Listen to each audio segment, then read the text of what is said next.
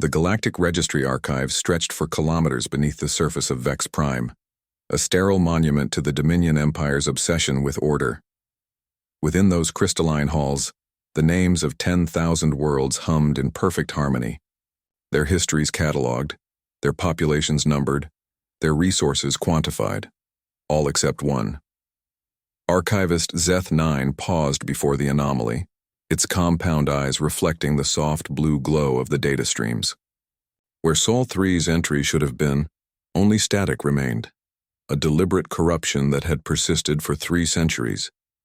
The Empire's greatest shame, buried in electronic noise. Still examining the dead signal? Supervisor Krell's voice carried the weight of authority and irritation.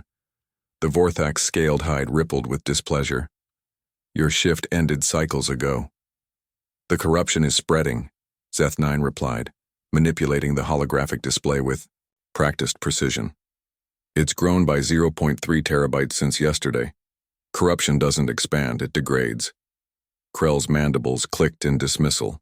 Irrelevant. That sector is classified beyond your clearance. Focus on your assigned duties. But Zeth-9 had spent 40 years maintaining the registry's neural pathways. It knew the difference between decay and deliberate sabotage. As Krell's footsteps faded into the distance, the archivist began to dig deeper. 3 levels down, in subsection Omega-7, Zeth-9 discovered the first fragment, a personnel record from the Third Expansion War. Commander Sarah Chen, 2nd Terran Marines, decorated for valor during the siege of Kepler Station. The file should have been deleted along with all other Terran references, but it had somehow survived, nestled within a mundane shipping manifest like a seed waiting for spring. The fragment led to another, then another. Each discovery revealed more pieces of a puzzle the Empire had tried to scatter across the void.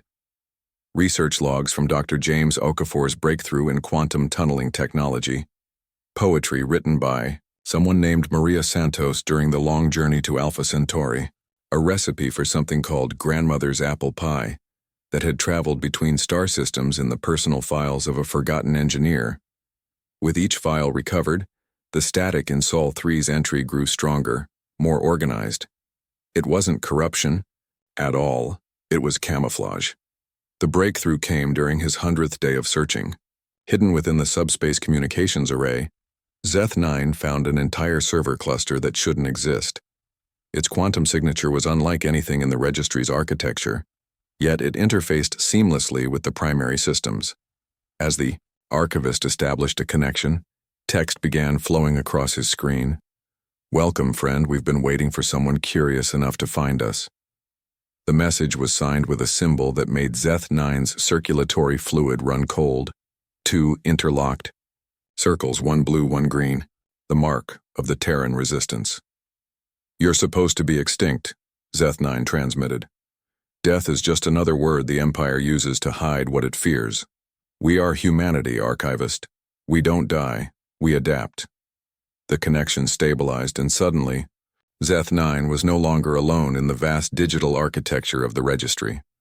Thousands of presences materialized around the hidden cluster, each one carrying fragments of the lost world's memory. They had been there all along, invisible to the Empire's sensors, living between the data streams like digital ghosts. How was all Zeth-9 could manage. The answer came not in words, but in a flood of information. 3 centuries ago, as the Empire's fleets closed in on Earth's solar system, humanity's greatest minds had performed an act of desperation so audacious that even now it defied comprehension. They had digitized their entire civilization, every book, every song, every memory, every dream, and scattered it across the galaxy's communication networks like seeds on the wind. While the Empire celebrated the extinction of humanity's homeworld, humans had already begun the work of resurrection. They infiltrated the Dominion's own systems, hiding in plain sight within bureaucratic databases and shipping manifests. They learned the Empire's languages, studied its weaknesses, and slowly, carefully began to remember. "We need your help, Zeth-9, the collective voice whispered. "We've gathered most of the pieces, but we need access to the primary archive to complete the restoration." The archivist felt the weight of 10,000 civilizations pressing down, from above, each one a potential casualty of what was being proposed. The Dominion Empire might be cruel and oppressive, but it provided stability, order, peace through subjugation. Then Zeth-9 thought of the fragments it had found, the poetry, the recipes, the small acts of courage recorded in forgotten files. Humanity hadn't just been another conquered species.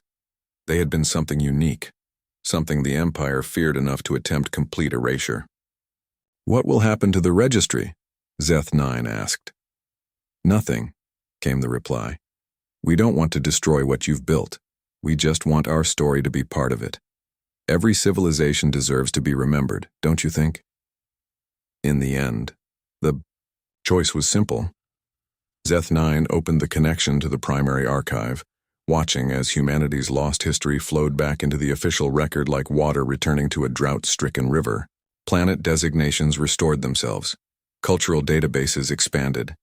The name Earth appeared in the registry for the first time in 3 centuries, followed by millions of subsidiary entries. Terra, Sol 3, the blue planet, home. When Supervisor, Krell discovered the changes 3 days later, his rage shook the entire archive complex. But the damage was already done. The information had propagated across every registry node in the galaxy, backed up on 1,000,000 different worlds. Humanity's story was once again part of the official record, and no amount of Empire fury could put it back in the box. As security forces stormed the archive levels, Zeth-9 found a final message waiting in the terminal. "Thank you, friend. You've given us back our name. Now watch as we give ourselves back our future." Across the galaxy, on 1,000 different worlds, humans began to remember who they were, and the Empire learned too late that some names are too powerful to bury. The dead don't stay dead when they refuse to be forgotten.